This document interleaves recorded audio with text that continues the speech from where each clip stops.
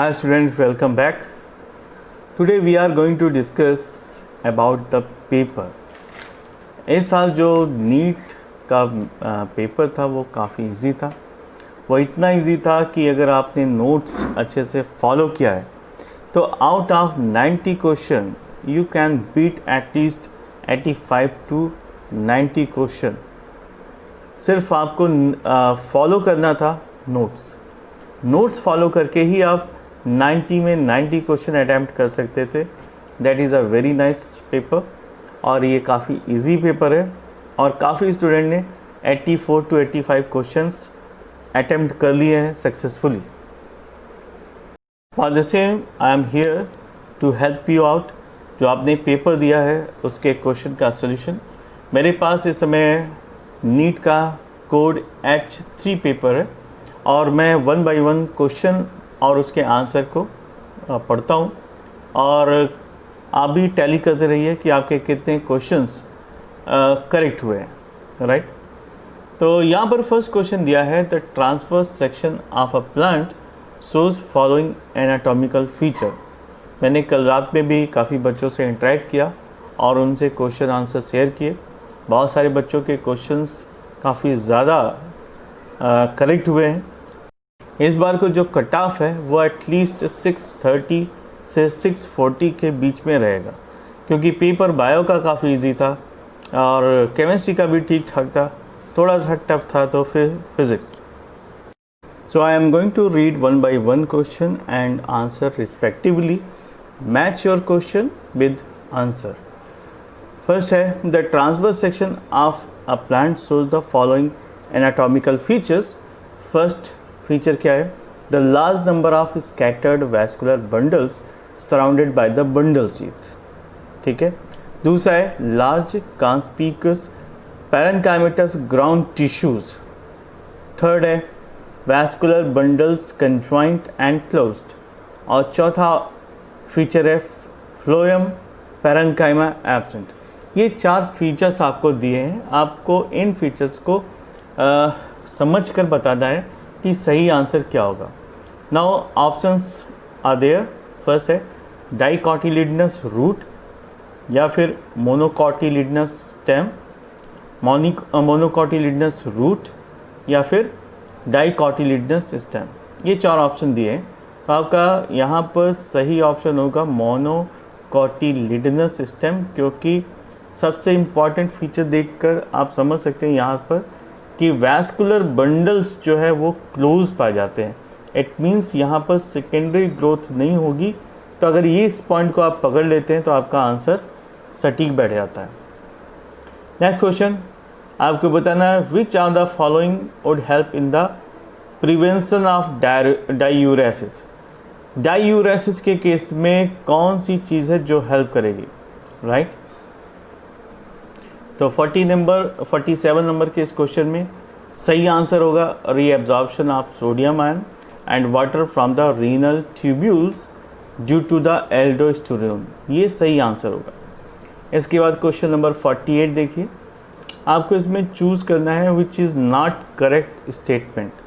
ऐसे करीब 4 से 5 क्वेश्चन आए हैं जिनमें जो करेक्ट ऑप्शन नहीं है वो चूज़ करना है और जल्दी में स्टूडेंट यही गलती करते हैं. वो चूज़ कर लेते हैं कि कौन सा करेक्ट ऑप्शन है. राइट.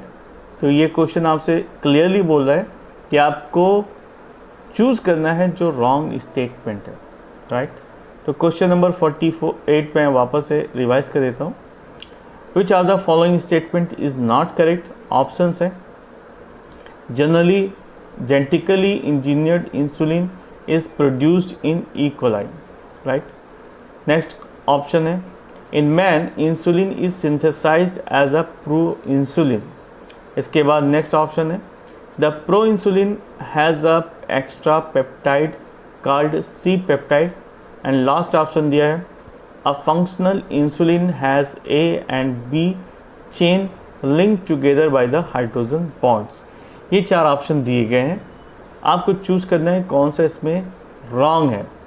तो लास्ट ऑप्शन जो 4th है the functional insulin has A and B chains link together by the hydrogen bond, ये रॉन्ग है. क्योंकि ये प्रोटीन्स हैं और प्रोटीन्स के बीच में हाइड्रोजन बॉन्ड्स नहीं पाए जाते, right. Now look at the next question.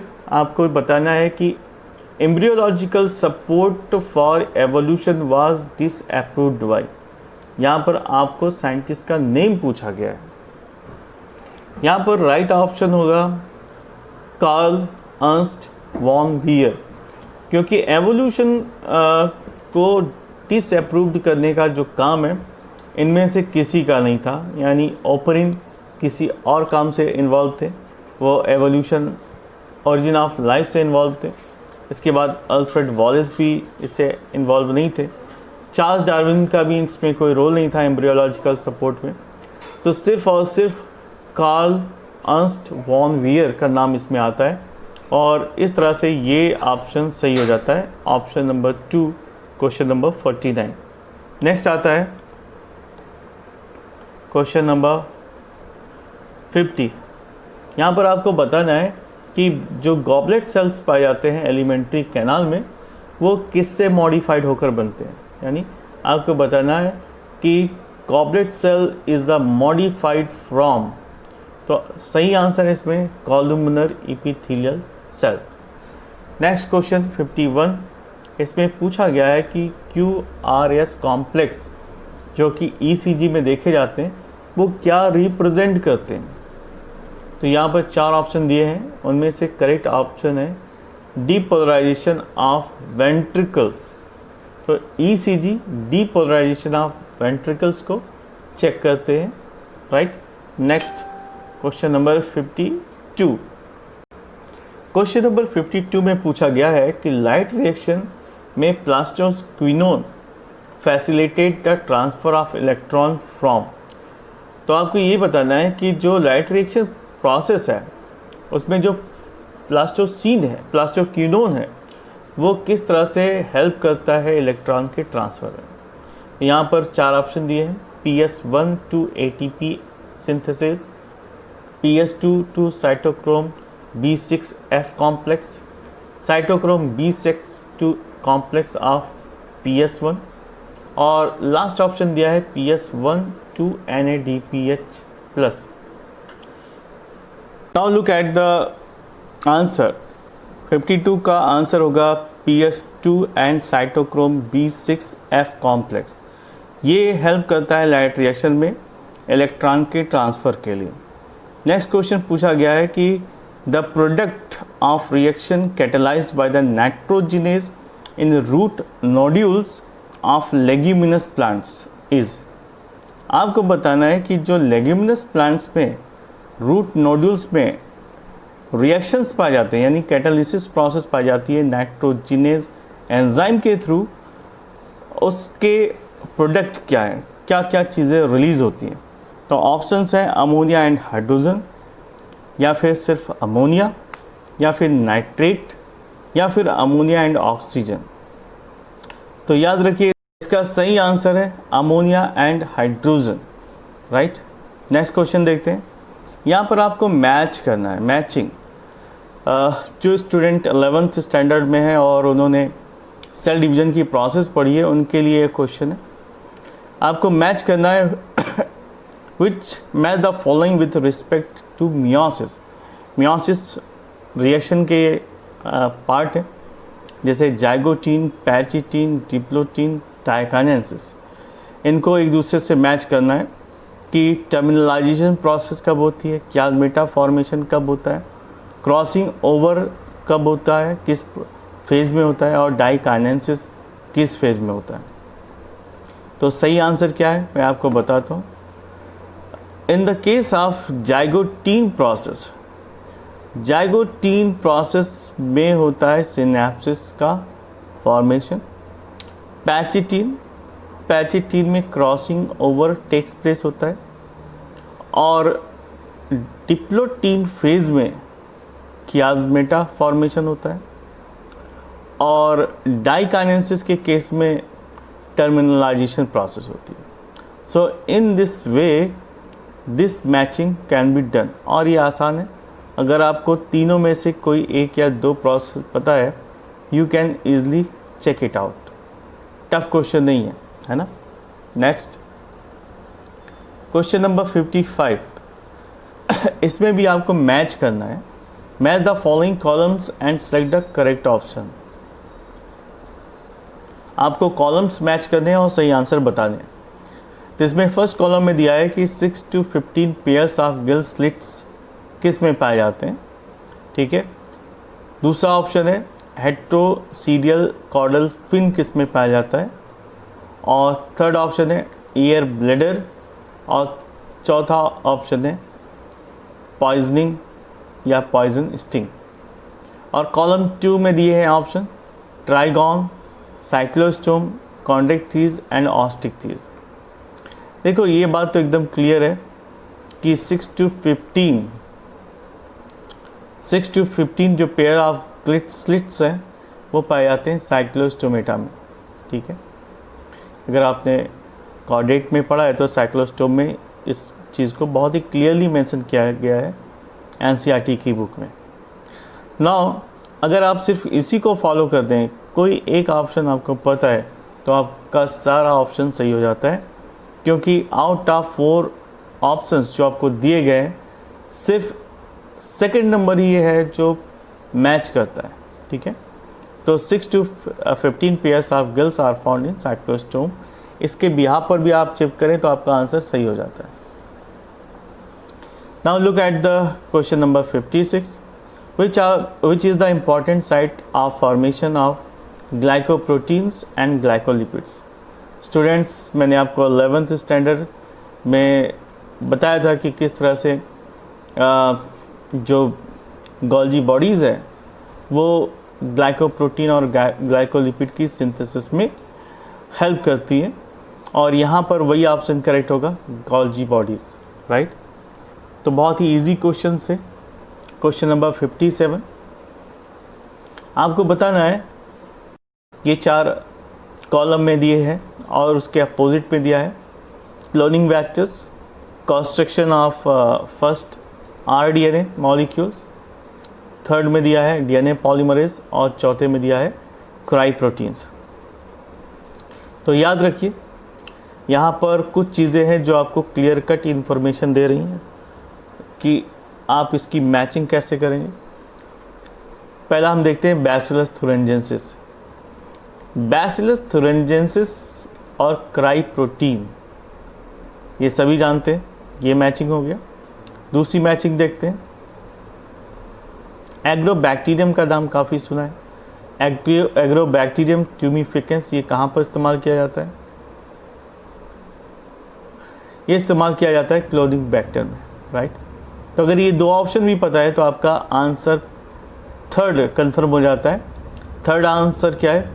ये थर्ड में आप देखिए जो बैसिलस थुरिंजेंसिस है, राइट, वो सीधे सीधे क्राई प्रोटीन, थर्मस एक्विटस है वो सीधे सीधे डीएनए पॉलीमरेज के साथ कनेक्ट हो जाता है, और एग्रोबैक्टीरियम ट्यूमिफिकेंस जैसा मैंने आपको बताया क्लोनिंग वेक्टर है, और उसके बाद साल्मोनेला टाइफिन्यूरियम ये construction of first rDNA molecule में उपयोग हो जाता है, इसका इस्तेमाल किया जाता है। Now look at the question number 58। यहाँ पर पूछा गया है कि tell the experimental variation of the chromosomal theory of inheritance. Experimental verifications पूछे गए हैं।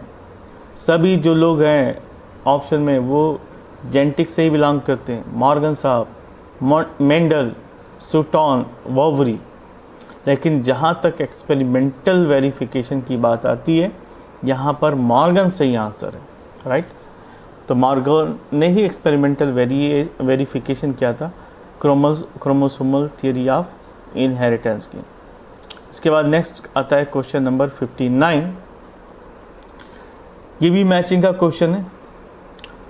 कॉलम ए में दिया है इनहिबिटर ऑफ कैटालिटिक एक्टिविटी, ठीक है, फर्स्ट। दूसरा है possess peptide bonds cell wall materials in fungi.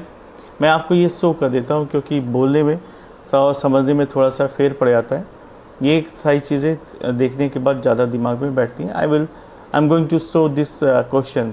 This is the question match the following, right.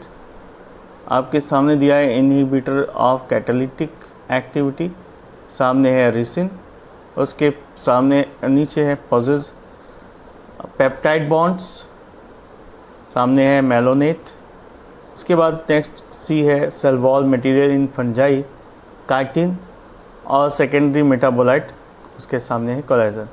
आपको चूज़ करना है इसमें करेक्ट ऑप्शन कौन सा है। देखिए आपको ये पता ही है कि जो सेल वॉल ऑफ मटेरियल है फंगस का, उसमें काइटिन पाया जाता है।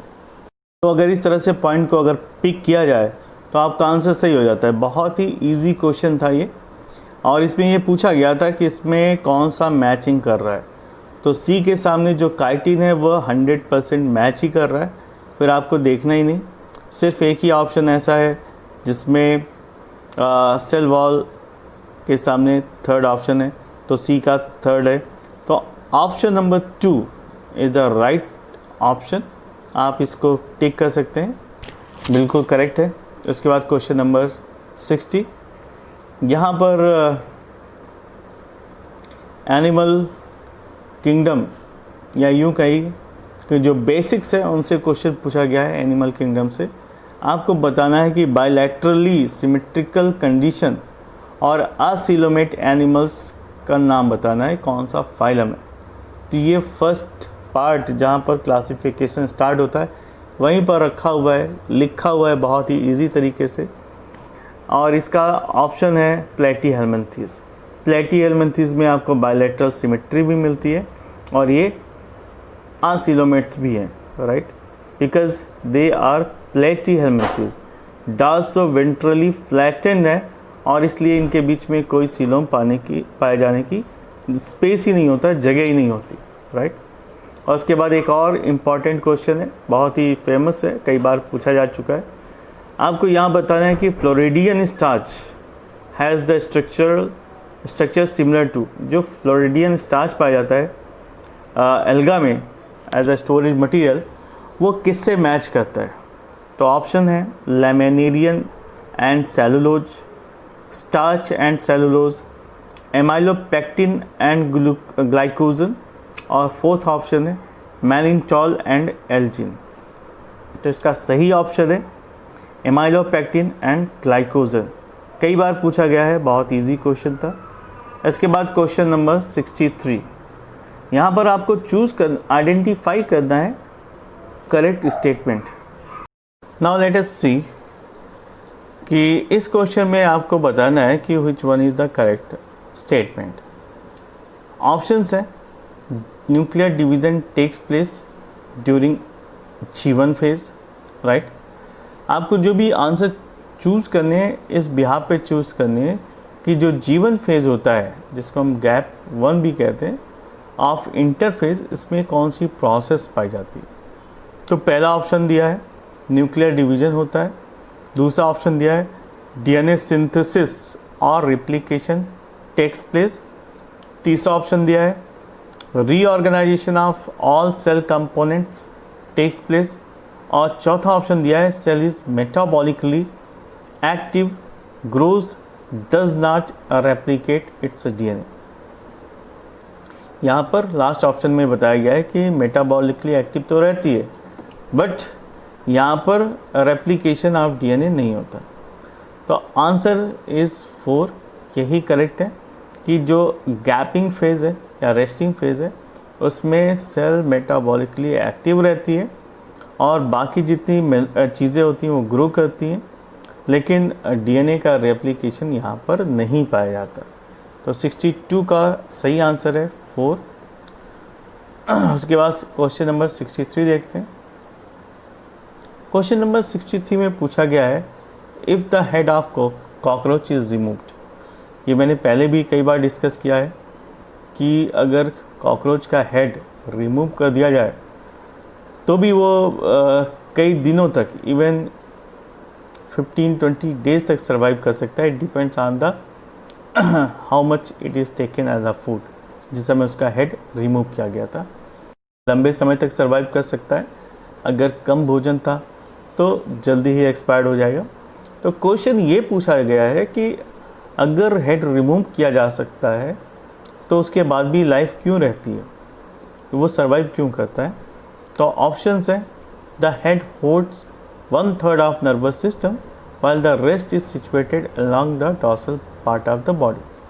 It means 1/3 part he nervous system पाया जाता है हेड रीजन में, बाकी सब डॉर्सल रीजन में मौजूद होता है, पहला ऑप्शन। दूसरा ऑप्शन है कि the supra oesophageal ganglia of the cockroach are situated in ventral part of the abdomen. Clear. Third option है the cockroach does not have nervous system. और चौथा है the head holds a small proportion of nervous system while the rest is situated along the ventral part of the body। तो ये 4 option दिए हैं, आपको choose करना है विच वन इज़ करेक्ट।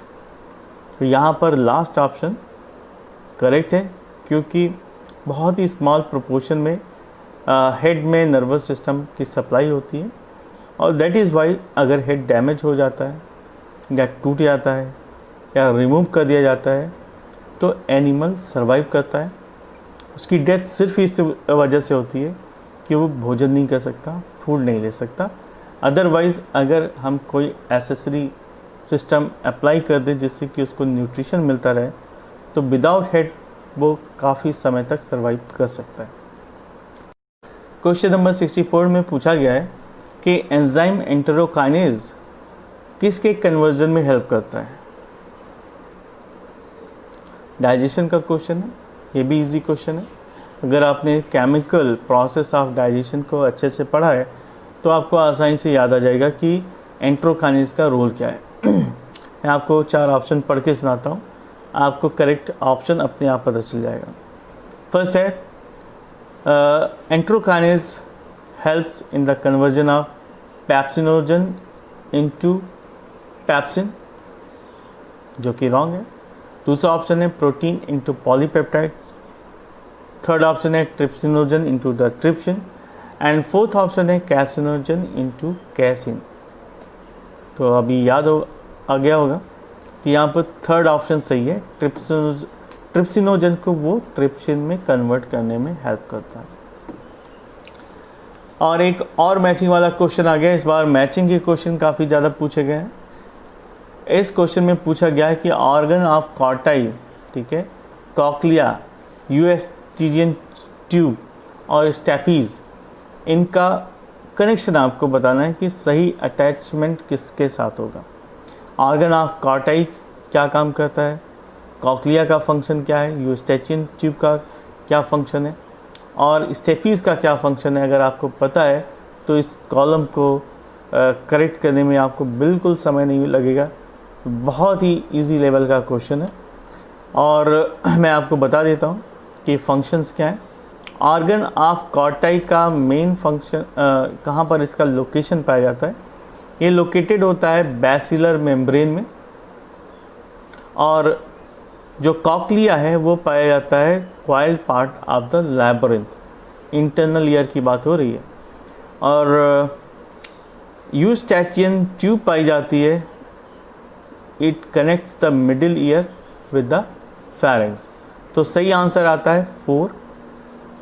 अगर आप क्वेश्चन चेक कर लीजिए, सही ऑप्शन आपको मिलता है 4, जिसमें सब कुछ सही तरीके से मैच कराया गया है। तो क्वेश्चन नंबर 66 पर आते हैं। आपको यहाँ पर आइडेंटिफाई करना है रॉन्ग स्टेटमेंट। देखिए कई क्वेश्चन ऐसे आए हैं जिसमें सीधे सीधे आपसे पूछा गया है कि करेक्ट नहीं चूज़ करना है, आपको रॉन्ग स्टेटमेंट चूज़ करना है, और बहुत सारे बच्चे इसमें मिस्टेक कर जाते हैं और अभी पता चलेगा कि कितने बच्चों ने ये मिस्टेक करी है वापस से। यहाँ पर क्वेश्चन नंबर 66 में पूछा गया है कि चूज़ द रॉन्ग स्टेटमेंट। मैं आपको पढ़कर बताता हूँ, आप बताइए मुझे रॉन्ग स्टेटमेंट कौन सा है। Low pressure carbon dioxide in alveoli favours the formation of oxy haemoglobin. कैसा है, सही है या रॉन्ग है? Next question option is binding of oxygen and with haemoglobin is mainly related to the partial pressure of oxygen. जो oxygen की binding है haemoglobin के साथ, ये डिपेंड करती है कि वहाँ पर पार्शियल प्रेशर ऑक्सीजन का कितना है।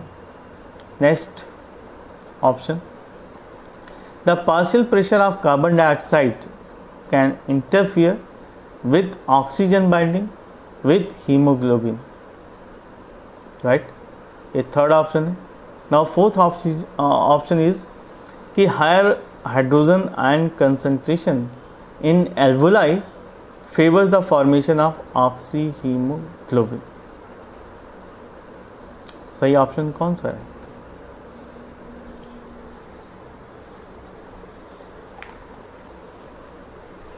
The fourth option is right. Okay. Now look at the question number 67. आपने वाटर हाइसिंथ का नाम सुना ही है, बहुत पॉपुलर है. यहाँ पर ये नहीं पूछा जा रहा है कि ये क्या है, ये पोल्यूशन है, लाइक दैट, ऐसा क्वेश्चन नहीं. ये सिंपल पॉलिनेशन से क्वेश्चन पूछा गया है. आपको बताना है कि in water hyacinth and water lily pollination किसके थ्रू होता है? इंसेक्ट और वाटर के थ्रू, इंसेक्ट विंड के थ्रू, वाटर करंट के थ्रू, या फिर विंड एंड वाटर. देखो 50% से ज़्यादा बच्चे कंफ्यूज हो जाएंगे कि वाटर लिली और हायासिंथ दोनों वाटर में पाए जाते हैं, तो डेफिनेटली यहाँ पर वाटर का रोल ज़रूर है. लेकिन याद रखो बेटा, इन दोनों में पॉलिनेशन सिर्फ और सिर्फ विंड और इंसेक्ट के थ्रू होती है. ठीक है, यहाँ पर वाटर का रोल नहीं पाया जाता. नाउ नेक्स्ट क्वेश्चन, जो कि बायोटेक्नोलॉजी से पूछा गया है कि BT cotton variety that has developed by the introduction of toxic gene bacillus thuringiensis. ये तो हमें पता ही है. ये जो इंट्रोडक्शन किया गया है वो किसके लिए किया गया है, यानी किस चीज़ को रजिस्ट करने के लिए किया गया है? ऑप्शंस है insect predators, insect pest, fungal diseases, या फिर प्लांट निमेटोड्स. नहीं भाई, ये सिर्फ और सिर्फ इंसेक्ट से बचाने के लिए, या इंसेक्ट पेस्ट कह सकते हैं आप, पेस्ट से बचाने के लिए ये इस्तेमाल किया गया है. और आपको पता है कि बीटी कॉटन के इस्तेमाल करने के बाद अब इसमें कोई भी इंसेक्ट या पेस्ट इनके तनों को, स्टेम को ख़राब या डैमेज नहीं कर सकता. Now look at the question number 69. 69 number के क्वेश्चन में पूछा गया है कि सिलेक्ट द करेक्ट स्टेटमेंट. आपको यहाँ पर करेक्ट स्टेटमेंट बताना है. ध्यान से सुनिएगा. फर्स्ट है, insulin is associated with the hyperglycaemia. ठीक है. दूसरा ऑप्शन है, glucocorticoid stimulate gluconeogenesis. Glucagon is associated with hypoglycaemia. और लास्ट में ऑप्शन दिया है, insulin act as pancreatic cells and adipocytes. आपको चूज़ करना है इसमें करेक्ट स्टेटमेंट क्या है. इस बार करेक्ट चूज़ करना है. तो इसका आंसर है 2 या B, glucocorticoid stimulates the gluconeogenesis process. ये यहाँ पर सही ऑप्शन है. Now question number 70, identify the amino acid जो कि बेसिक इन नेचर है. आपको बेसिक एमिनो एसिड को फाइंड आउट करना है. ऑप्शन आपके सामने, वैलिन, ग्लूटामिक एसिड, टायरोसिन और लाइसिन. तो इसमें lysine is the basic amino acid, right. Now question number 71. यहाँ पर आपको बताना है कि जो फ्लिपर्स हैं पेंगुइन के, पेंगुइन जानते हैं ना, it is a flightless bird, and dolphins. ठीक है, जो फ्लिपर्स हैं पेंगुइन्स के और डॉल्फिन्स के, ये किसके एग्जाम्पल्स हैं? ऑप्शंस हैं natural selection, adaptive radiations, convergent evolution, या फिर इंडस्ट्रियल मेलानिज्म. तो इंडस्ट्रियल मेलानिज्म का कोई केस तो नहीं बनता इनके, ना तो नेचुरल सिलेक्शन का है. ये एग्जाम्पल है कन्वर्जेंट एवोल्यूशन का, राइट. अब आपको बताना है, बहुत ही इजी क्वेश्चन है. नेक्स्ट फिर मैंने बहुत अच्छे से आपको बताया ओपनिंग से मैंने 11th में स्टार्टिंग करी थी और दैट इज़ गुड कि आपके चैप्टर की शुरुआत जिस टॉपिक से की गई वही क्वेश्चन डिक्टो यहाँ पूछा गया है। डिक्टो यानी there is no change at all. उन्होंने बेसिक क्वेश्चन ही पूछ रखा है कि for his experiment Stanley Miller produce amino acid by the mixing of following in a closed flask. Closed flask के अंदर उन्होंने जो चीज़ों को मिक्स किया था आपको उनके नाम बताने। तो प्रिमिटिव इन्वायरमेंट में पाए जाने वाले जो गैसियस थे उन्हीं को उन्होंने मिक्स किया था। तो उसमें मेथेन है, हाइड्रोजन है, अमोनिया है और वाटर वेपर है। इनको 800 डिग्री सेल्सियस में गर्म किया, बॉयल किया और हाई टेम्परेचर प्रोवाइड किया with the help of electrode और अल्टीमेटली इनको क्या मिला? Amino acids. तो this is very easy question, बहुत इजी है। इसके बाद जेनेटिक्स से भी काफ़ी इजी क्वेश्चन है। इस बार क्वेश्चन दिया है the specific palindromic sequence which is recognized by EcoRI। आपको सीक्वेंस के बारे में बताना है। देखो सीक्वेंस कैसे आइडेंटिफाई होते हैं। आपको पता है ग्वानिन के साथ साइटोसिन, एडनिन के साथ थायमिन, ठीक है। तो एडनिन, थायमिन, ग्वानिन, साइटोसिन का अटैचमेंट आप जानते हैं, ठीक है। और ये हमेशा एंटी पैरेलल होते हैं। अगर 5 प्राइमर एंड है तो हमेशा वो 3 प्राइमर एंड के साथ अटैच करेगा और 3 प्राइमर एंड है तो वो 5 के साथ अटैच करेगा। ये चीज़ें आपको बेसिक अगर पता है तो आंसर ढूंढने में वक्त नहीं लगेगा। इसका ऑप्शन है बी, ठीक है। Next question 74।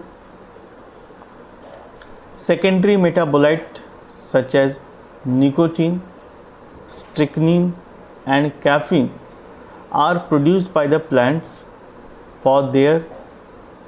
आपको ये बताना है कि जो सेकेंडरी मेटाबोलाइट्स होते हैं जो प्लांट से निकलते हैं वो एक्चुअली किस पर्पस से निकलते हैं, उनका पर्पस क्या होता है। एक्चुअली ऑप्शंस आप देख लीजिए, उसके बाद आंसर बताइएगा। इफ़ेक्ट ऑन रिप्रोडक्शन, ये रिप्रोडक्शन के इफ़ेक्ट की वजह से, न्यूट्रिटिव वैल्यू की वजह से, ग्रोथ रिस्पॉन्स या फिर डिफेंस रिएक्शन। तो कभी भी सेकेंडरी मेटाबोलाइट जैसे निकोटीन है, स्ट्रिक्निन है, कैफीन है, ये सिर्फ और सिर्फ डिफेंस एक्शन की वजह से रिलीज होते हैं। अब क्वेश्चन नंबर 75।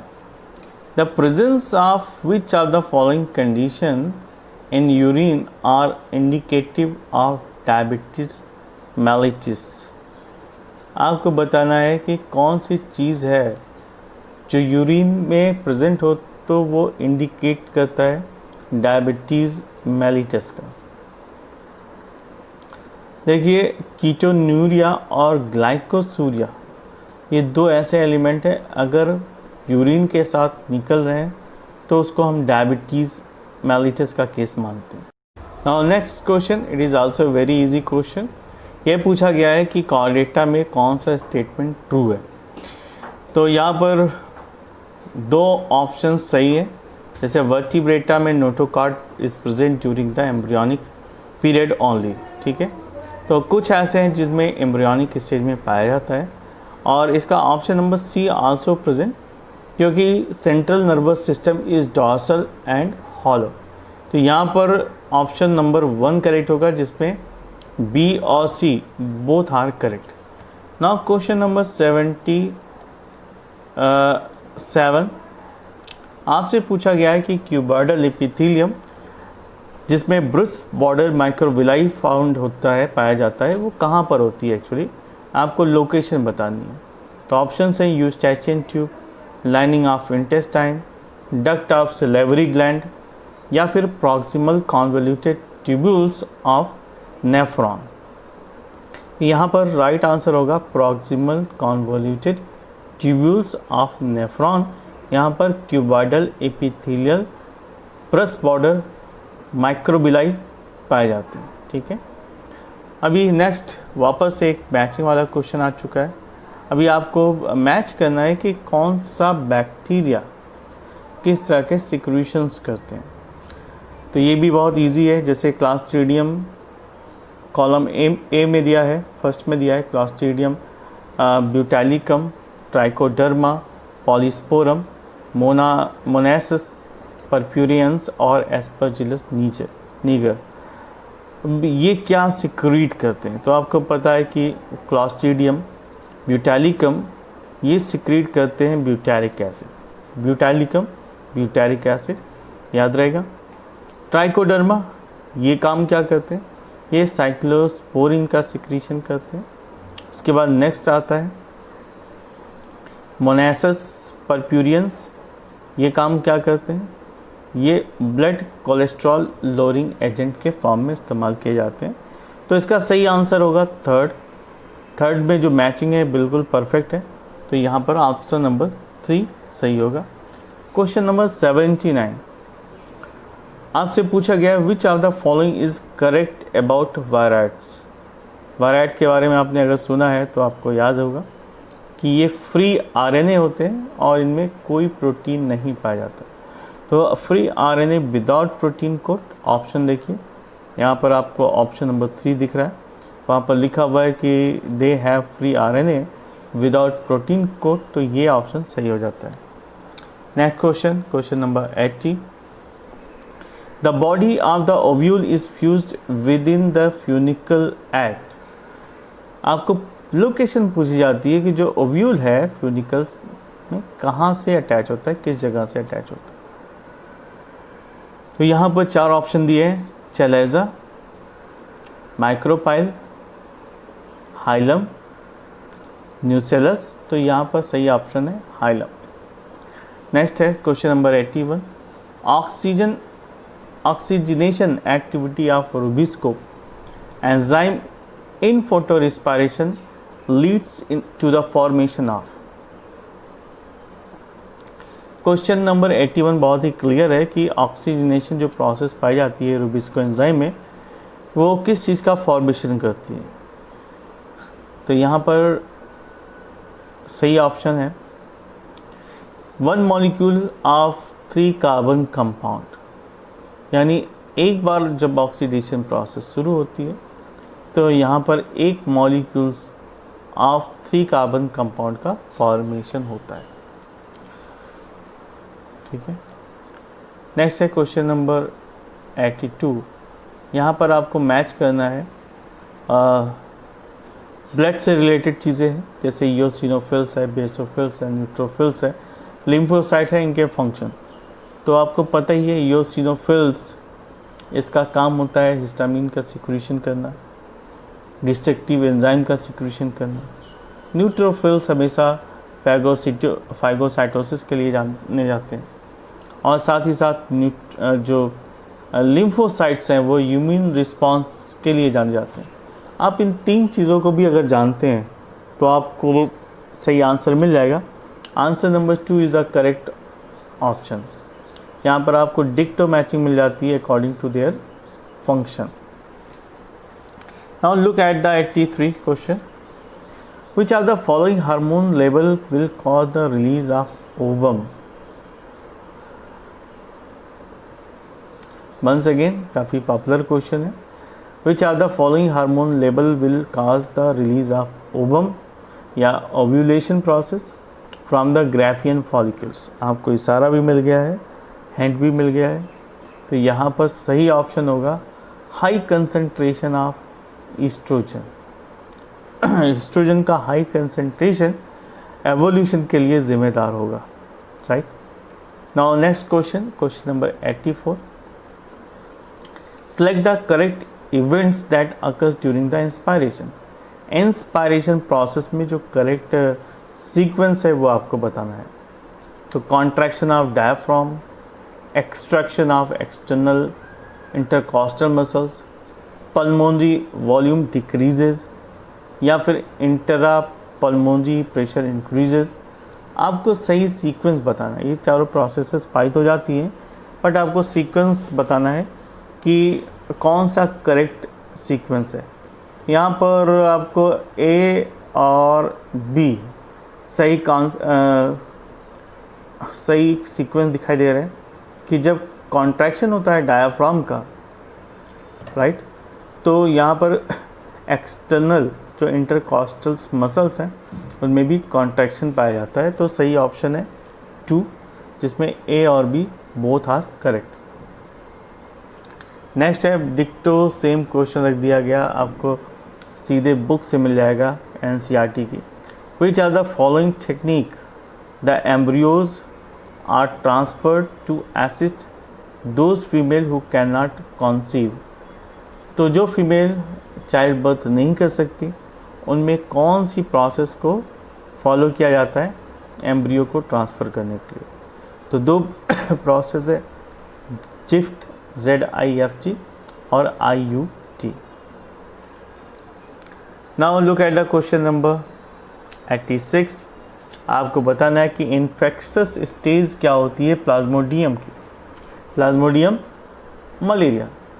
कोई भी ऐसा पेपर नहीं है जिसमें मॉस्किटो से रिलेटेड क्वेश्चन ना पूछे जाएं, और मलेरिया तो फेवरेट है।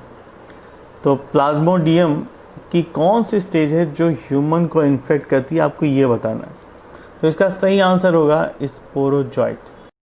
चौथा या 5वां क्वेश्चन है जो डायरेक्टली पूछा गया है कि मैचिंग करिए, और ये काफ़ी इम्पॉर्टेंट क्वेश्चन अक्सर पूछे जाते हैं, बट इस बार इन्होंने match of the following columns के फॉर्म में पूछा है। आपको बताना है प्लेसेंटा का फंक्शन, जोना पेलुसोडा का फंक्शन, बल्बो यूरिथ्रल ग्लैंड का फंक्शन और लेडिक सेल का फंक्शन क्या है। और सबके सामने एक ही रखे हैं तो कन्फ्यूज़न नहीं है। तो फर्स्ट है प्लेसेंटा का जो मेन फंक्शन है वो सिक्रीट करना human chorionic gonadotropin hormone HCG का सिक्रीशन। आप मैच कर लीजिए किस में मैच हो रहा है। ये मैच हो रहा है फर्स्ट ऑप्शन में। दूसरा ऑप्शन चेक कर लीजिए, जोना पेलुसिडा। ठीक है, जोना पेलुसिडा ये एक लेयर है जो पाई जाती है ओवम में, तो ये भी मैच कर रहा है। तो इसका सही ऑप्शन होगा आंसर नंबर फर्स्ट। ठीक है, ज़्यादा परेशान होने की ज़रूरत नहीं है, आपके सामने ही आंसर रखा हुआ है। Now look at the question number 88। आपको करेक्ट मैच करना है थैलेसीमिया एक्स लिंक्ड है या वाई लिंक्ड है। ऑप्शन में सामने एक्स लिंक लिखा हुआ है। दूसरा ऑप्शन है हीमोफीलिया, वाई लिंक्ड है। फिनाइल कीटोन्यूरिया या ऑटोसोमल डोमिनेंट ट्रेट है। सिकल सेल एनीमिया या autosomal recessive trait, chromosome number 11। तो ये 4 ऑप्शन दिए गए हैं, आपको चूज़ करना है इसमें करेक्ट कौन सा होगा। तो इसमें करेक्ट ऑप्शन है सिकल सेल एनीमिया, जो कि ऑटोसोमल रेसेसिव ट्रेट है, chromosome number 11। Why I am smiling, because मैंने सारे स्टूडेंट को कई बार कहा था कि इससे क्वेश्चन आपको मिलेगा ही मिलेगा। Thalassaemia, sickle cell anaemia, haemophilia, ये ऐसे क्वेश्चन हैं जो हर साल पूछे ही जाते हैं, इनमें कोई ख़ास चेंज नहीं आ पाता। ये पेट क्वेश्चन, अगर आपने इसको पढ़ा है तो आपको मिलेगा ही मिलेगा, और जिसने स्टडी की थी उसको तो मज़ा आ गया होगा। Now look at the next question 89। Which one of the following statement is correct. ठीक है, ये DNA के सीक्वेंस से ही है, एडनिन थायमिन के साथ, ग्वानिन साइटोसिन के साथ। बहुत ही ईजी क्वेश्चन है, और पूछा गया है कि कितने बॉन्ड पाए जाते हैं। तो ये बच्चों जैसा ही क्वेश्चन है, जिसने पढ़ा है उसके लिए तो ये कुछ भी नहीं था। तो यहाँ पर सही ऑप्शन होगा एडेनिन थायमिन के साथ 2 हाइड्रोजन बॉन्ड से जुड़ा होता है। तो इसमें answer number 2 is the correct answer. Now look at the 90 number question. इसमें पूछा गया है कि which are the following is the most abundant protein in the animals. Animals में पाए जाने वाला सबसे अधिक मात्रा में प्रोटीन कौन सा होता है? इंसुलिन है, हीमोग्लोबिन है, कोलेजन है या फिर लेसिथिन। तो यहाँ डेफिनेटली कोलेजन प्रोटीन होगी, जो कि मसल्स में पाई जाती है। उसकी संख्या, उसकी क्वांटिटी सबसे ज़्यादा पाई जाती है। Question number 91, which are the following pairs of the unicellular alga. आपको ये बताना है कि जो पेयर्स इसमें दिए गए हैं ऑप्शन में, उनमें यूनिसेलुलर अलगा कौन से हैं। तो Chlorella and Spirulina, Laminaria and Sargassum, Gelidium और ग्लेसिलेरिया, एनावीना एंड वॉलवॉक्स। ये आपसे पूछा गया है। इसका एक ही करेक्ट आंसर है, टफ नहीं है, बहुत इजी क्वेश्चन है। इसमें सही आंसर है क्लोरेला एंड स्पाइरुलिना, ये दोनों ही यूनिसेलुलर अलगा है। बहुत इजी क्वेश्चन। 92 नंबर क्वेश्चन देखिए, the plant part which consist of two generation one with the other. ये भी बहुत ही इंटरेस्टिंग क्वेश्चन था, बहुत सारे लोग कंफ्यूज हुए होंगे। इसमें फर्स्ट ऑप्शन है pollen grain inside the anther. ये तो ट्रू है। देखो पॉलन ग्रेन के अंदर अगर एंथर है तो आगे चलकर वो नेक्स्ट जनरेशन में पार्टिसिपेट करेगा, वो नो लॉन्गर ये मदर सेल का पार्ट नहीं रहेगा। दूसरा है germinated pollen grains with two male gametes. Third option है सीड इनसाइड द फ्रूट, और चौथा ऑप्शन है embryo sac inside the ovule. तो यहाँ पर दो ऑप्शन सही हैं, ए और D, pollen grains inside the anther और दूसरा option embryonic sac inside the ovule. ये दो करेक्ट आंसर है। लीजिए एक नया क्वेश्चन है, क्वेश्चन नंबर 93।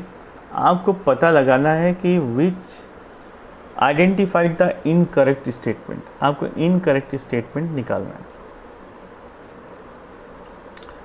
तो कौन सा इसमें इनकरेक्ट। देखिए बहुत इजी क्वेश्चन है, लेकिन मैं जानता हूँ इसमें बहुत सारे बच्चे कंफ्यूज हो जाते हैं। क्यों कंफ्यूज हो जाएंगे? क्योंकि वो करेक्ट ढूंढने के चक्कर में रह जाते हैं और वो भूल जाते हैं कि क्वेश्चन में पूछा गया है incorrect statement. I was discussing in the morning and even the night, most of the student become confuse जो अभी 12th कर रहे हैं। ठीक है, तो क्वेश्चन ये है कि ड्यू टू द डिपोजिशन, मैं ऑप्शन पढ़ रहा हूँ एक एक options. Due to the deposition of tannins, resins, oils etcetera, the heart wood become dark in colour. सही बात है। नेक्स्ट है heart wood does not conduct water but gives mechanical support. That is also correct. Sap wood is involve the conduction of water and minerals from root to the leaf. That is also correct, no problem. Last option दिया है कि sapwood is the inner most secondary xylem and is lighter in correct. देखो यहाँ तक तो सही है, ये लाइटर इन कलर होते हैं everything, but sapwood is not the inner most secondary xylem. यहाँ पर ये स्टेटमेंट रॉन्ग हो जाता है। तो इस क्वेश्चन का करेक्ट ऑप्शन है 4, sapwood is the inner most secondary xylem. आपको रॉन्ग ऑप्शन चूज़ करना था, यही रॉन्ग ऑप्शन है। क्वेश्चन नंबर 94 में पूछा गया है कि किस मेथड से न्यू ब्रीड हिसार डाले शीप डेवलप किया गया है, बीकानेरी और मेरिनो रैम से। तो सिंपल सी बात है कि यहाँ पर दोनों अलग अलग ब्रीड हैं, सेम स्पीसीज़ की है नहीं, तो यहाँ पर cross breeding is the right answer. तो यहाँ पर दिमाग नहीं लगाना है, बहुत इजी क्वेश्चन है।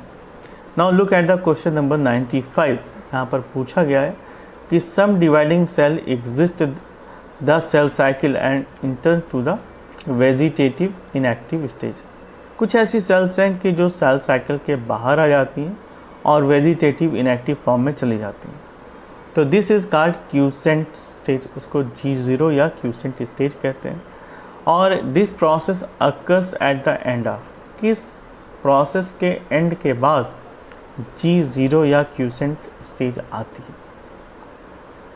तो यहाँ पर ऑप्शन दिए हैं G2 phase, M phase, G1 phase और S फेज। यहाँ पर राइट आंसर होगा G1 फेज। नाउ अंडरस्टैंड कर लीजिए G0 फेज क्या है। The phase in which cell fail to divide further, cell में फर्दर डिवीजन की प्रोसेस रुक जाए तो उसी को हम कहते हैं G0 फेज। और ये S फेज की तरफ नहीं जाता, आफ्टर G1 फेज, तो इसी को हम G0 फेज कहते हैं। यानी M फेज के स्टार्टिंग के पहले की फेज है और G1 के बाद की फेज है, राइट। तो G1 के बाद ये फर्दर सेल डिवीजन में नहीं जाता। यहाँ पर आपसे एक क्वेश्चन पूछा गया है कि चूज़ द करेक्ट ऑप्शन। तो आपको देखना है कि कौन से ऑर्गन से कौन सा सिक्रीशन होता है। तो पिट्यूटरी ग्लैंड से सिक्रीशन क्या होता है, थायराइड ग्लैंड से क्या सिक्रीट होता है और इसकी वजह से क्या कमी होती है, ये आपको चूज़ करना है। तो सही ऑप्शन है इसमें 4, क्योंकि पिट्यूटरी ग्लैंड की वजह से डायबिटीज़ इंसिपिडस हो सकता है और थायराइड ग्लैंड की कमी की वजह से थायराइड की अगर कमी होती है तो ग्रेव्स डिजीज़ होता है। और उसके बाद एड्रिनल ग्लैंड के सिक्रीशन में अगर कोई प्रॉब्लम आती है, इम्प्रॉपर सिक्रीशन होता है, तो इसकी कमी से एडिसन डिजीज़ हो सकते हैं।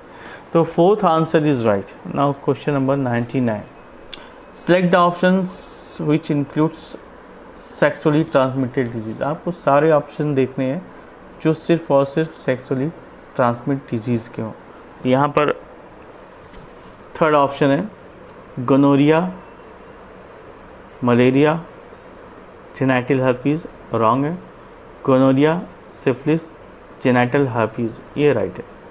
कैंसर, एड्स, सिफिलिस, रॉन्ग है। एड्स, मलेरिया, फिलेरिया, रॉन्ग है। तो सही आंसर है आंसर नंबर 2, गोनोरिया, सिफिलिस और जेनाइटल हर्पीज़। ये तीनों ही सेक्सुअली ट्रांसमिटेड डिसीज़ में आते हैं। नेक्स्ट क्वेश्चन नंबर 100, ये पूछा गया, क्वेश्चन नंबर 100 में पूछा गया है कि the number of substrate label phosphorylation in 1 turn off citric acid cycle. Citric acid cycle में कितने टर्न्स लगते हैं और नंबर ऑफ सबस्ट्रेट बताने हैं, ठीक है। तो यहाँ पर ऑप्शन है 3, 0, 1, 2। तो सही ऑप्शन है 1। क्वेश्चन नंबर 101, ये पोल्यूशन से रिलेटेड है। क्वेश्चन में पूछा गया है कि मॉन्ट्रियल प्रोटोकॉल जो 1987 में साइन किए गए थे वो किसको कंट्रोल करने के लिए किए गए थे। ऑप्शन है डिस्पोजल ऑफ ई वेस्टेज, उस समय तो था ही नहीं। दूसरा है transportation of genetically modified organisms from one country to another country, ये भी संभव नहीं था। Transportation of genetically modified organism from one country to another country, ये भी पॉसिबल नहीं था उस समय। थर्ड था emission of ozone depleting substances, इसके बारे में हाल ही में पता चला था। And the release of green house gases. तो यहाँ पर जो करेक्ट आंसर है वो है 3rd, emission of ozone depleting substances, ये इसका करेक्ट आंसर होगा। नाउ क्वेश्चन नंबर 102, यहाँ पर पूछा गया है कि कौन से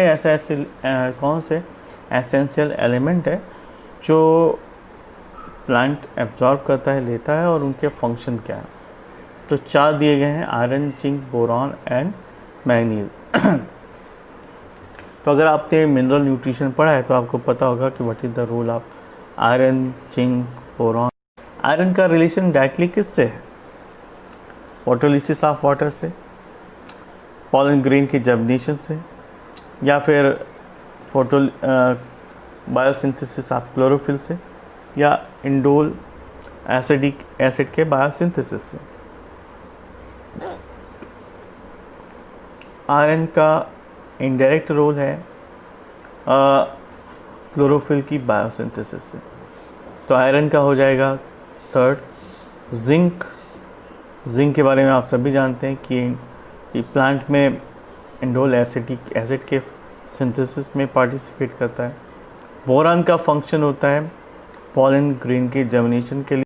इन दिस क्वेश्चन नंबर 102, तो सही ऑप्शन होगा 4, क्योंकि आयरन बायोसिंथेसिस ऑफ क्लोरोफिल के लिए, जिंक का यूज़ होता है इंडोल एसिटिक एसिड के बायोसिंथेसिस के लिए, बोरॉन का मेन यूज़ है पॉलन के जर्मिनेशन के लिए, और manganese photolysis of water, photosynthesis में आप सभी ने पढ़ा है, तो सही आंसर होगा 4।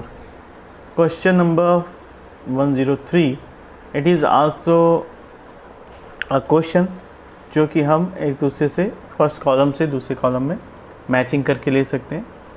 ये पूछा गया है कि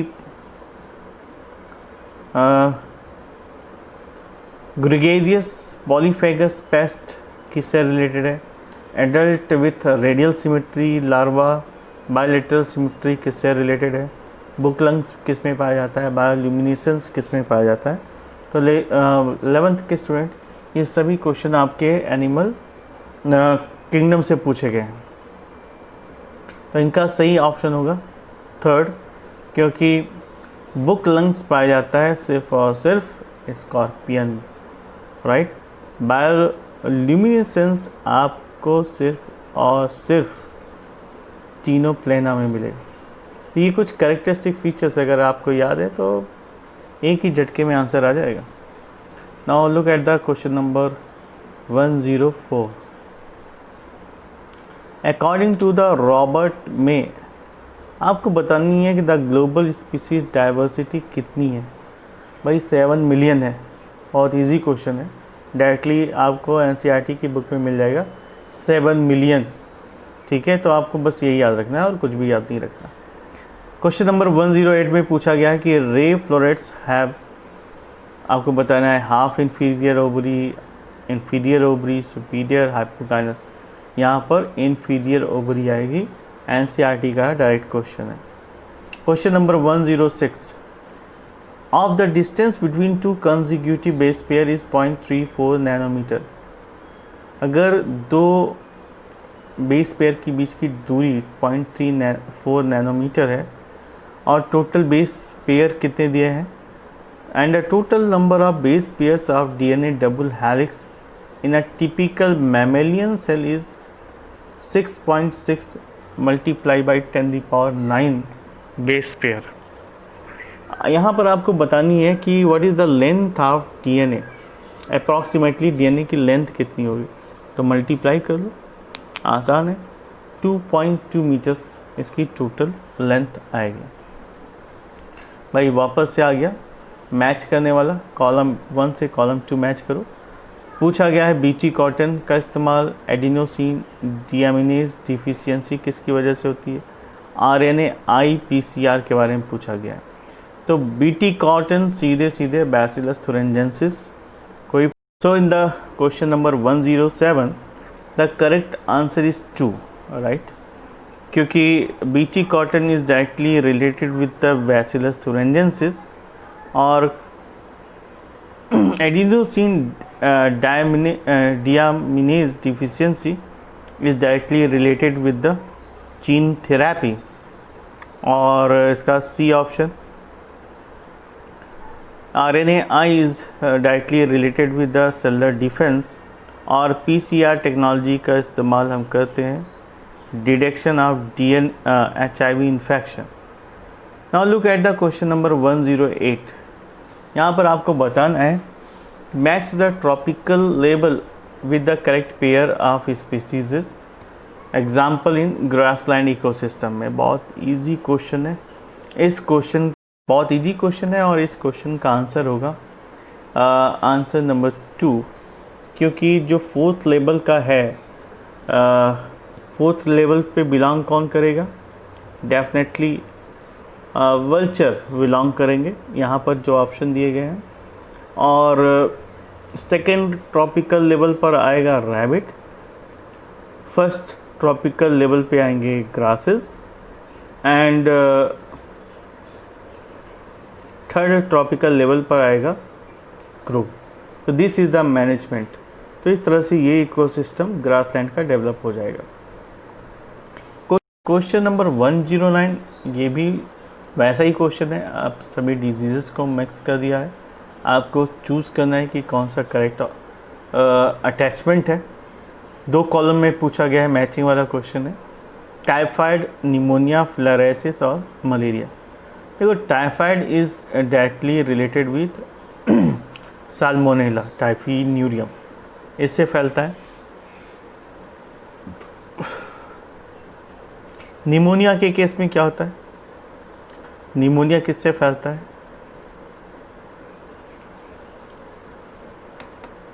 हीमोफिलस निमोनी, ठीक है।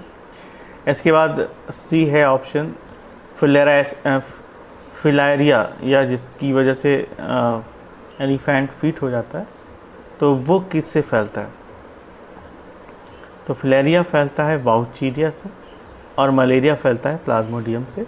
That is the true option. तो answer number 3 is the correct option. Now question number 110, आपसे पूछा गया है कि the root that originate from the base of stem are. बहुत ईजी क्वेश्चन है कि जो रूट बेस स्टेम के बेस से ओरिजिनेट होती है वो कैसी होती है। इसका एक ही आंसर है, फाइब्रस रूट, बाकी रॉन्ग है। नाउ मियोटिक डिवीजन से एक क्वेश्चन पूछा गया है, meiotic division of the secondary oocyte is completed. तो इसका सही ऑप्शन है at the time of fusion of a sperm with the ovum, right. Fusion के जस्ट पहले ये प्रोसेस कंप्लीट हो जाती है। नाउ क्वेश्चन नंबर 112 देखिए, 112 में पूछा गया है कि identify the wrong statement with regard to the restriction enzyme. तो मैं आपको आंसर बता देता हूँ, बहुत ज़्यादा ऑप्शन हैं बड़े बड़े। तो इसका सही ऑप्शन है फर्स्ट, जो स्टिकी एंड्स है can be joined by using DNA ligases. तो रिस्ट्रिक्शन एंजाइम के बारे में ये स्टेटमेंट रॉन्ग है, that sticky ends can be joined by DNA ligases. Now question number 113, in relation to gross primary productivity and net primary productivity of the ecosystem, which one of the following statement is correct? देखो ये भी काफ़ी बड़े बड़े options हैं, लेकिन सही answer मैं आपको बता देता हूँ कि कभी भी gross primary productivity net primary productivity से लेस नहीं हो सकती। इसलिए इसका करेक्ट आंसर यही होगा, थर्ड का, the gross primary productivity is always more than the net primary productivity. Now question number 114, इसमें पूछा गया है कि the process of growth is maximum. Growth की प्रोसेस मैक्सिमम किस फेज़ में आपको देखने को मिलती है? लॉग फेज़ में आपको ज़्यादा से ज़्यादा ग्रोथ फेज़ देखने को मिलती है, इसलिए क्वेश्चन नंबर 114 का ऑप्शन होगा 2। Now look at the question number 115, इसमें पूछा गया है कि the sequence that controls the copy number of linked DNA in the vector. तो ज़्यादा दिमाग लगाने की ज़रूरत नहीं है, आप सीधे जेनेटिक्स पर आइए, चैप्टर में जाइए, आपको वहाँ पर पूरा सीक्वेंस मिलेगा। वहाँ पर सीधे सीधे लिखा है कि ORI site is responsible for that. तो answer is 3 ORI site. Question number 116, इसमें पूछा गया है the name of enzyme that facilitate opening of DNA helix during the transcription. तो यहाँ पर RNA पॉलीमरेज एंजाइम की वजह से जो DNA है हेलिक्स, ये आसानी से ओपन हो जाती है, ठीक है। तो आंसर होगा फर्स्ट, RNA पॉलीमरेज।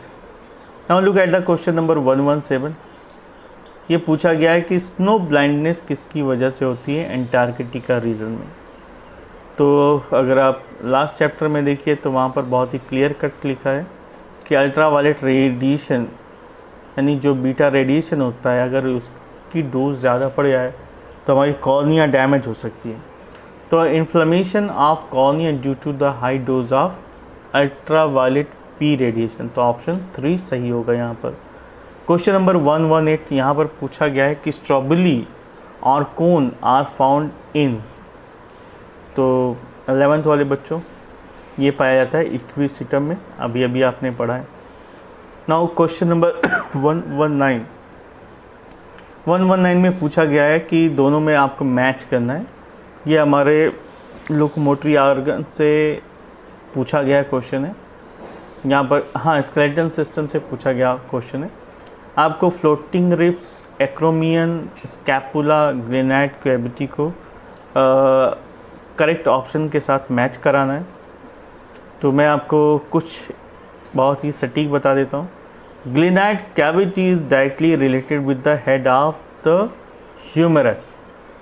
अब ये ऑप्शन देख लो, यानी ग्लिनाइड कैविटी यानी डी सीधे बी के साथ 2 के साथ मैच करना चाहिए। आंसर आपका ग्लिनाइड कैविटी डी एंड 2, बस एक ही है। Now answer number 1 is the correct option. तो ज़्यादा दिमाग ही नहीं लगाना है, ऐसे क्वेश्चन बहुत ही आसानी से आ जाते हैं। सिर्फ आपको 1 या 2 क्वेश्चन का सही आंसर पता हो तो आपका पूरा आंसर सही हो जाएगा। Look at the question number 121। आपको पूछा गया आपसे कि identify the wrong statement about the with the reference to the gene I that controls the ABO blood groups। तो आपको यहाँ पर जो ऑप्शंस हैं इसमें क्वेश्चन आंसर नंबर या option number 4 is the right answer. यहाँ पर बताया गया है कि when IA and IB are present together, ठीक है, they express the same type of sugar. ये स्टेटमेंट रॉन्ग है और आपको रॉन्ग स्टेटमेंट ही चूज़ करना था। दैट इज़ वाई ये ऑप्शन सही है। नाउ क्वेश्चन नंबर 122 पूछा गया है कि the ovary is half inferior इन। यहाँ पर प्लम आएगा, NCERT में डायरेक्टली लिखा हुआ है, सीधे क्वेश्चन NCERT से। Now next question 123, the first phase of translation is. जो फर्स्ट फेज होता है ट्रांसलेशन का वो होता है amino acylation of transfer RNA, ठीक है। तो यहाँ पर ऑप्शन नंबर 4 सही हो जाएगा। क्वेश्चन नंबर 124 में पूछा गया है, in the gel electrophoresis method the separated DNA fragments can be visualised with the help of. किस मेथड के थ्रू हम इसको देख सकते हैं? तो यहाँ पर जो सही ऑप्शन है वो है एसिटोकार्माइन, नहीं, यहाँ पर एथिडियम ब्रोमाइड। ये option number 1 is the correct answer. Ethidium bromide, no, ethidium bromide के 2 ऑप्शन दिए हैं। यहाँ पर ethidium bromide in ultraviolet radiation is the correct option, ठीक है। थर्ड ऑप्शन इसका करेक्ट होगा। क्वेश्चन नंबर 125 में dissolution of the synaptonemal complex occurs during, यानी कब ये डिसोल्यूशन प्रोसेस पाई जाती है? तो ये डेफिनेटली चारों फेज़ में लेप्टोटीन, पैचिटीन, जाइगोटीन और डिप्लोटीन में डिप्लोटीन फेज़ में पाई जाती है, राइट। इसके बाद नेक्स्ट क्वेश्चन आता है 126। पूछा गया है, identify the substance having glycosidic bond and peptide bond respectively. तो किसमें ग्लाइकोसिडिक बॉन्ड और पेप्टाइड बॉन्ड पाए जाते हैं? तो ग्लाइकोसिडिक बॉन्ड आपको देखने को मिलता है कार्बोहाइड्रेट में, और पेप्टाइड बॉन्डिंग देखने को मिलती है प्रोटीन में। तो यहाँ पर करेक्ट ऑप्शन होगा इनुलिन एंड इंसुलिन, राइट। तो फर्स्ट ऑप्शन है इनुलिन और इंसुलिन, जहाँ पर आपको ग्लाइकोसिडिक और पेप्टाइड बॉन्ड दोनों एक के बाद एक मतलब सीक्वेंस में देखने को मिलते हैं। क्वेश्चन नंबर 127 में पूछा गया है, name the plant growth indicator which upon spraying on sugar cane crop increasing the length of stem thus increasing the yield of sugar cane. तो आपसे ग्रोथ हार्मोन पूछा गया है कि जो अगर शुगर केन की क्रॉप पर हम स्प्रे करते हैं तो उनकी ग्रोथ ज़्यादा हो जाती है और प्रोडक्टिविटी बढ़ जाती है। तो यहाँ पर gibberellin is the hormone which is used in the case of sugar cane, right. 128 में पूछा गया है कि चूज़। नेक्स्ट क्वेश्चन में आपसे पूछा गया है कौन सा स्टेटमेंट इनकरेक्ट है, ठीक है। 128 में तो दीज फर्स्ट ऑप्शन है, these represent a reserve material in cytoplasm, they are not bound by any membrane. Inclusion body के बारे में पूछा गया क्वेश्चन, एक बार फिर से सुन लीजिए। Which of the following statement about the inclusion bodies, inclusion body के लिए क्या इसमें करेक्ट है? तो instead of reading all these things I going to tell you the answer.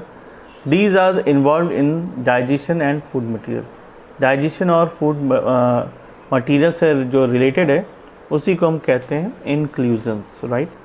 यहाँ पर ऑप्शन नंबर हो जाएगा 3. Now look at this question. The question number 129.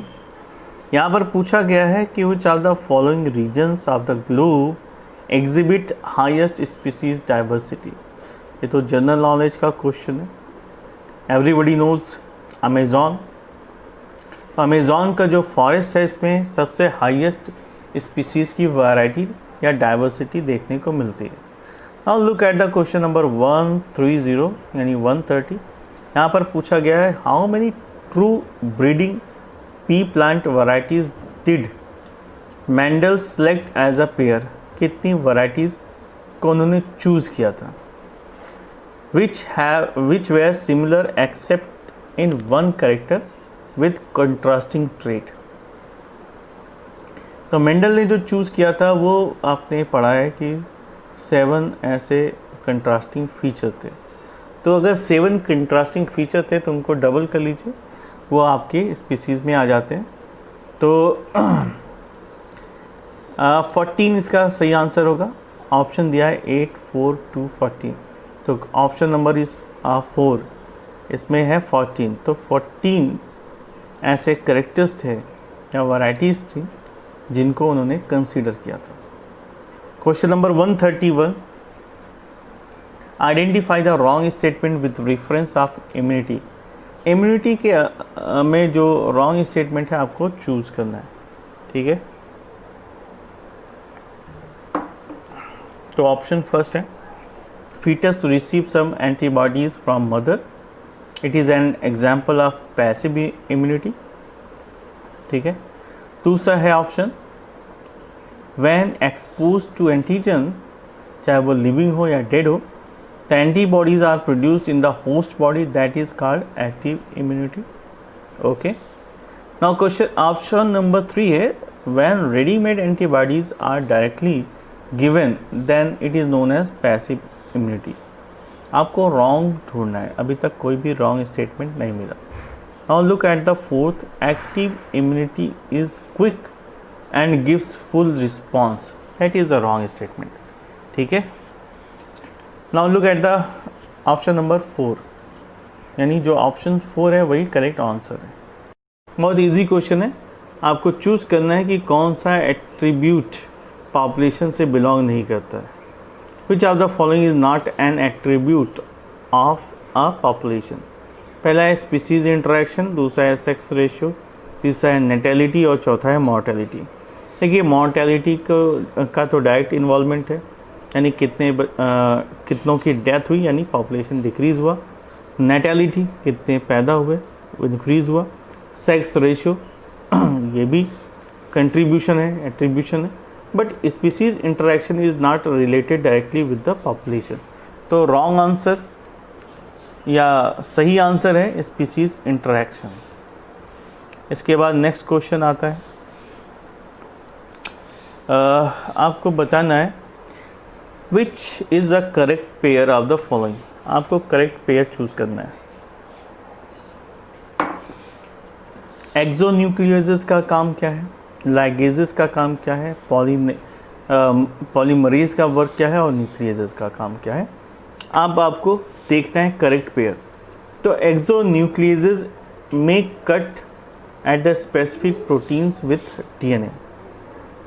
That is not a correct pair, ठीक है. लाइगेजेस के बारे में लिखा है कि ज्वाइन द 2 डीएनए मॉलिक्यूल. ये सही है, आप जानते हैं. पॉलीमरेज का फंक्शन लिखा है कि break the DNA into fragment. ऐसा नहीं है. Nucleases separate the 2 strands of DNA. That is also wrong. तो आपको करेक्ट पेयर चूज़ करना था. यहाँ पर लाइगेजेस का मेन फंक्शन क्या होता है, ज्वाइन द 2 डीएनए मॉलिक्यूल्स. ये करेक्ट ऑप्शन है. तो यही सही आंसर होगा. Now question number 134. 134 में पूछा गया है the process responsible for felicitating loss of water in liquid. The process responsible for facilitating loss of water in liquid from the tip of grass blade in the early morning. ये भी बहुत easy question है, मैंने आपको पढ़ाया भी है. तो कौन सा प्रोसेस है जिससे अर्ली मॉर्निंग जो ग्रासेस है उनकी ब्लेड पर आपको लिक्विड नज़र आती है? तो डेफिनेटली ये रूट प्रेशर की वजह से वाटर जो ऊपर लीफ की ब्लेड से निकलती है, ये प्रोसेस होती है बिकॉज ऑफ रूट प्रेशर. ठीक है. Now last question is that which are the following is not an inhibitory substance. कौन सा सब्सटेंस इसमें ऐसा है जो इनहिबिट नहीं करता? किसमें? Governing seed dormancy. इसके ऑप्शन दिए हैं. फर्स्ट है पैरा एस्कॉर्बिक एसिड, दूसरा है जिब्रेलिक एसिड, तीसरा है एब्सिसिक एसिड और चौथा है फिनोलिक एसिड. तो यहाँ पर सही ऑप्शन है जिब्रेलिक एसिड. ये क्वेश्चन आपके एनसीईआरटी से ही डायरेक्टली लिया गया है. तो this is all about the NEET paper. का बायोलॉजी का पेपर बहुत ज़्यादा इजी है और उम्मीद की जाती है कि बायोलॉजी में जो मार्किंग है काफ़ी बच्चों के 100% आ सकते हैं. हमारे भी कुछ बच्चे जो इस बार पार्टिसिपेट किए हैं उनके 80+ क्वेश्चन सही होने के चांसेस हैं.